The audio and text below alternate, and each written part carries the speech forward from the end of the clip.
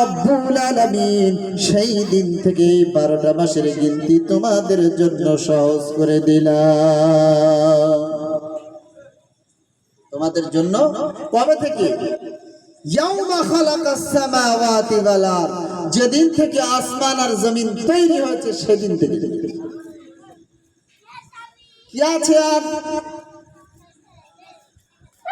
মিনহা আরবাআতুন হুরুম। ও মুসলমান সম্প্রদায়েরা, ও দুনিয়ার মানুষেরা, ও বেঈমানেরা, তোমরা শুনে রেখে দাও, জেনে রেখে দাও, মিনহা আরবাআতুন হুরুম।